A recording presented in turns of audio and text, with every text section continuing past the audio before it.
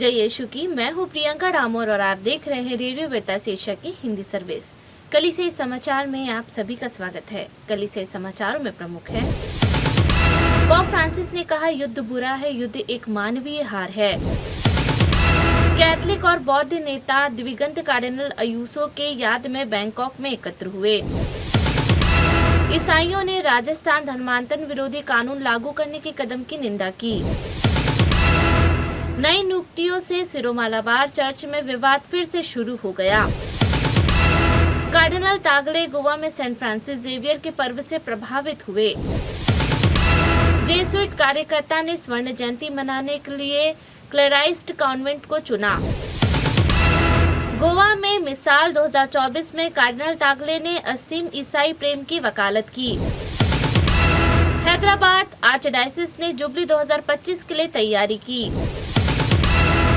गरिमा का एक तीर्थालय बेंगलोर महाधर्म प्रांत प्रवासियों के लिए सुरक्षित आश्रय प्रदान करता है। अब जानते हैं समाचार विस्तार से। पोप फ्रांसिस ने कहा युद्ध बुरा है, युद्ध एक मानवीय हार है। आम दर्शन समारोह के अंत में पोप ने एक बार फिर संघर्षों से प्रभावित देशों में शांति के लिए प्रार्थना करने के लिए कहा। उन्होंने कहा युद्ध एक मानवीय हार है। पॉलिस धर्माध्यक्ष द्वारा शुरू की गई पहल पूर्वी कलीसिया के लिए प्रार्थना और सामग्री सहायता के दिन को याद करते हुए पोप ने उन क्षेत्रों में विशेष रूप से यूक्रेन में सहायता सामग्री भेजने के लिए धन्यवाद दिया। धर्म शिक्षा को चीनी भाषा में पहली बार पढ़ने के अवसर पर पोप फ्रांसिस ने चीन के लोगों को आशीर्वाद भेजा।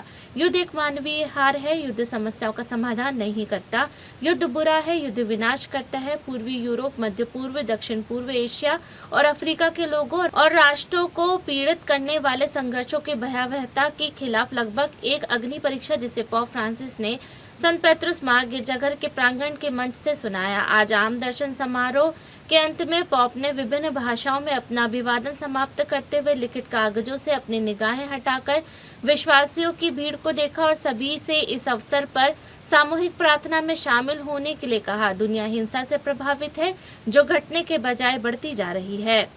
कैथलिक और बौद्ध नेता दिवंगत कार्डिनल अयूसो की याद में बैंकॉक में एकत्र हुए।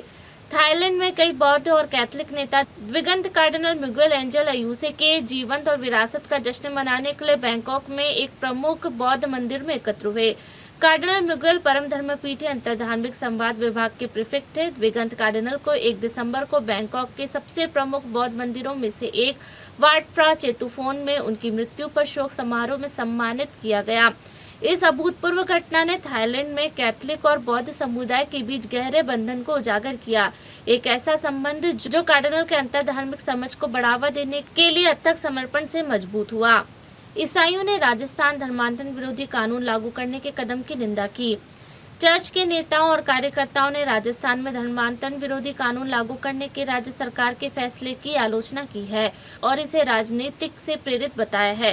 राज्य में हिंदू समर्थन भारतीय जनता पार्टी द्वारा संचालित सरकार ने राज्य में तथाकथित जबरन धर्मांतरण को रोकने के लिए एक सख्त कानून के मसौदे को मंजूरी दे दी है। संसदीय कार्य मंत्री जोगराम पटेल ने 30 नवंबर को मीडिया कर्मियों को बताया कि कई प्रावधान वाले इस मसौदा विधायक को राज्य विधानसभा के आगामी सत्र में मतदान के लिए पेश किया जाएगा। मीडिया रिपोर्ट के अनुसार मुख्यमंत्री भजनलाल शर्मा की अध्यक्षता में हुई कैबिनेट बैठक में इस विधेयक को मंजूरी दी गई, जिसमें जबरन धर्मांतरण के सिद्ध मामलों में 10 साल तक की जेल की सजा का प्रस्ताव है। इस विधेयक में प्रावधान है कि किसी भी अन्य धर्म में धर्मांतरण करने के इच्छुक व्यक्ति को कम से कम 60 दिन पहले मजिस्ट्रेट के पास आवेदन करना होगा। नई नियुक्तियों से सिरोमालाबार चर्च में विवाद फिर से शुरू हो गया। पूर्वी रीति के आर्चडायसिस में दशकों पुराने धार्मिक विवाद 3 दिसंबर को फिर से सामने आया, जब पल्ली वासियों ने 3 पल्लियों में से नवनियुक्त पुरोहित प्रशासकों के प्रवेश को रोक दिया। केरल में एर्नाकुलम अंगामाली आर्चडायसिस में पल्लियों के मुख्य द्वार के बाहर पल्लीवासी एकत्र हुए। उन्होंने प्रेरित प्रशासक बिशप पोस को पुथुर द्वारा नियुक्त प्रशासकों को चर्च परिसर में प्रवेश नहीं करने दिया। आर्चडायसिस भारत में दूसरे सबसे बड़े पूर्वी रीति के चर्च के प्रमुख मेजर आर्चबिशप राफेल थड़ातिल की सीट है। नवनियुक्त प्रशासक 3 दिसंबर को पुलिस एस्कॉर्ट के साथ कार्यभार संभालने आएंगे। कार्डिनल तागले गोवा में सेंट फ्रांसिस जेवियर के पर्व से प्रभावित हुए। शीर्ष वेटिकन कार्डिनल लुइस एंटोनियो तागले ने गोवा राज्य में सेंट फ्रांसिस जेवियर के पर्व पवित्र मिस्सा के लिए लगभग 15,000 कैथलिकों के साथ शामिल होने के दौरान नकली संदेशवाहकों के खिलाफ चेतावनी दी है, जहां संत के अवशेष अब प्रदर्शित किए जा रहे हैं। फिलिपिनो कार्डिनल लोगों के सुसमाचार प्रचारकों के डिकास्ट्री के प्रीफेक्ट ने गोवा में ऐतिहासिक बेसिलिका ऑफ बॉम जीसस में 3 दिसंबर को पवित्र मिसा का नेतृत्व किया। पुराने गोवा में बेसिलिका में सेंट फ्रांसिस जेवियर के अवशेषों की 10 साल में एक बार प्रदर्शनी आयोजित की जाती है, जिन्होंने एशिया में चर्च के मिशन का नेतृत्व किया था। 45 दिवसीय कार्यक्रम 21 नवंबर को शुरू हुआ। जेसुइट कार्यकर्ता ने स्वर्ण जयंती मनाने के लिए क्लोइस्ट कॉन्वेंट को चुना। जेसुइट मानवाधिकार कार्यकर्ता फादर सेड्रिक प्रकाश ने मैंगलोर में अपने करीबी रिश्तेदारों और दोस्तों के साथ अपनी स्वर्ण जयंती मनाई। केवल उनके करीबी रिश्तेदारों और दोस्तों ने ककनाड़ी में क्लोराइस्ट कार्मल चैपल में आयोजित धन्यवाद की पवित्र मिसा में भाग लिया। फादर प्रकाश ने 3 दिसंबर को सेंट फ्रांसिस जेवियर के पर्व पर ककनाड़ी में क्लोराइस्ट कार्मल कॉन्वेंट चैपल में धन्यवाद की पवित्र मिसा के बाद कहा, जेसुइट के रूप में 50 वर्षों में मैं सामाजिक न्याय और सद्भाव को बढ़ावा देने में थोड़ा बहुत कर सका, लेकिन अभी भी बहुत कुछ करने की आवश्यकता है। गोवा में मिसाल 2024 में कार्डिनल तागले ने असीम ईसाई प्रेम की वकालत की। सुसमाचार प्रचार के लिए डिकास्ट्री के pro prefect Luis Antonio cardinal Tagle ने international society of apostolic life 2024 की बैठक के उद्घाटन पर एक समारोह में मुख्य भाषण दिया, जिसमें सीमाओं को पार करने में ईसाई प्रेम की परिवर्तनकारी शक्ति पर जोर दिया गया। अपने संबोधन में कार्डिनल तागले ने सुसमाचार प्रचार के मिशन के लिए सीमाओं की अवधारणा को केंद्रीय बताया और इसकी 3 गुना व्याख्या की। उन्होंने सीमाओं को भौगोलिक और सांस्कृतिक सीमाओं के रूप में वर्णित किया, जिन्हें प्रभावी सेविकाएं के लिए समझना आवश्यक है। ऐसे अनदेखे क्षेत्र जो साहसिक कार्य की मांग करते हैं। हैदराबाद आर्चडायसिस ने जुबली 2025 के लिए तैयारी की। हैदराबाद आर्चडायसिस ने जुबली 2025 के लिए 90 मिनट के कार्यक्रम की तैयारी की है, जिसमें दुनिया की मौजूदा समस्या पर प्रकाश डाला गया। जुबली 2025 थीम आशा के तीर्थयात्री पर कार्यक्रम का आयोजन सेंट पॉल्स की डॉटर्स ने Jesuit father Doosi Ravishekar Pauline cooperators और आर्चडायसिस जुबली कमेटी के सहयोग से किया था।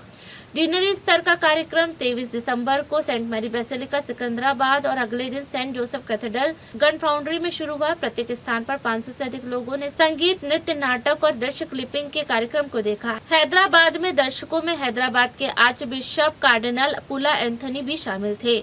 गरिमा का एक तीर्थ स्थल बेंगलोर महाधर्म प्रांत प्रवासियों के लिए सुरक्षित आश्रय प्रदान करता है।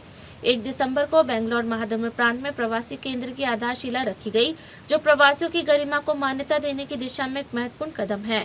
बेंगलोर महाधर्म प्रांत ने मथिकेर नामक स्थान के पास प्रवासियों के लिए एक बड़ी परियोजना शुरू की है, जो सेवा और समावेशिता के अपने मिशन के एक महत्वपूर्ण मील का पत्थर है। 1 दिसंबर 2024 को प्रवासियों के केंद्र की आधारशिला भारत और नेपाल के प्रेरित राजदूत महाधर्माध्यक्ष लियोपोल्डो जिरेली द्वारा महाधर्माध्यक्ष पीटर मचाडो, सहायक धर्माध्यक्ष आरोग्यराज सतीश कुमार और ख्रिस्त राजा पल्ली के पल्ली पुरोहित एवं पल्लीवासियों की उपस्थिति में रखी गई, जो इस पहल में सहायता कर रहे हैं। अपने संबोधन में प्रेरित राजदूत महाधर्माध्यक्ष जिरेली ने कहा कि यह परियोजना वास्तव में सराहनीय है। उन्होंने प्रवासियों की गरिमा को पहचानने और बढ़ाने की दिशा में एक सराहनीय कदम बताया। इसी के साथ कलीसियाई समाचार समाप्त हुए। अगली बार फिर मुलाकात होगी नई खबरों के साथ। नमस्कार। रेडियो वेरितास एशिया आपके लिए लेकर आए हैं RVA mobile app. RVA mobile app पर हमारे विभिन्न प्रकार के कार्यक्रमों का लाभ लें, हमसे जुड़े और एशियाई ईसाईयत की आवाज का हिस्सा बने। आज ही ऐप स्टोर एवं प्ले स्टोर से RVA मोबाइल ऐप डाउनलोड करें।